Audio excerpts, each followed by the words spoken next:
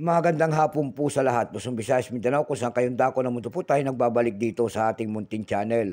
Samuel Soriano TV 29 para mag-discuss ulit ng another coins at ito po ay ating hilig, pangulikta ng barya. At isa po tayong kolektor, ayan po. Magandang hapon po sa lahat ng aking mga subscriber. Kung saan kayong dako ng mundo po, keep safe po sa lahat and God bless sa aking mga subscriber dyan. Thank you so much.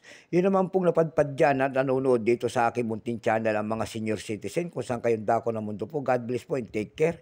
Yun naman pong hindi pa po nakapag-subscribe dito sa aking munting channel. Ayan, at anyayaan ko sana kayo at malaking tulong na po ang inyong gagawin. Tulad ng pagpindot ng ating subscribe button, like and share para ma-update ko naman kayo sa mga latest ko pang gagawin mga video po.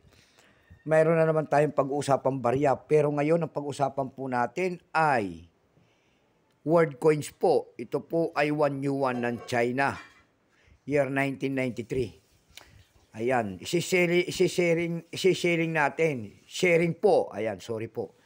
Para makita nyo po, update natin ang kanyang presyo, ayan, sa ating mga platform. Para malaman natin kung gaano nakataas. Ayan, baka mayroon po kayong mga ganito dyan. Ayan, willing tayong bumili po. Bultuhan po, kahit sari-saring coins na world coins. At hindi pa po kamahala ng mga ganito mga barya. Bago tayo magsimula sa ating talakayan, kilalanin mo muna natin siya para malaman natin ang presyo. Issue po, People's Republic of China. Period, People's Republic, 1949 up to date po. Type standard circulation coins. Years 1991 hanggang 1999. Value nito 1 yuan China. Currency second, remember, 1955 up to date po. Composition niyan ay nickel-plated steel. Lamamagnet po yan. May bigat lamang itong 6.1 grams. May habang 25 mm. May kapal po naman ng 2 mm. Hugis po bilog. Orientation niyan ay coin alignment. Number N-667. Reference number KM-377. Ayan. Dalawang variety po ang inilabas ng China sa barya na ito. May proof po ito. 0.8%. Pero itong hawak natin, ito po ay year 1993, 17%. Wala pa pong mintage na maipakita ng China kung ilang pirasong ginawa sa barya na ito.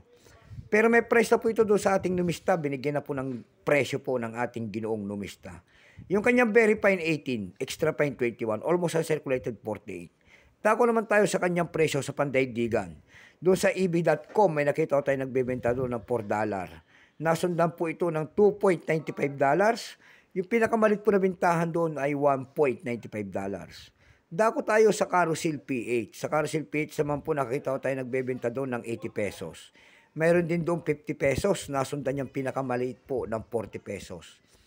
Ayan lamang po ang aking may babahaging kanyang presyo. Sagad na. So hanggang dito na lamang po Luzon, Visayas, Mindanao. Kung saan kayong dako na mundo po. Keep safe po sa lahat and God bless.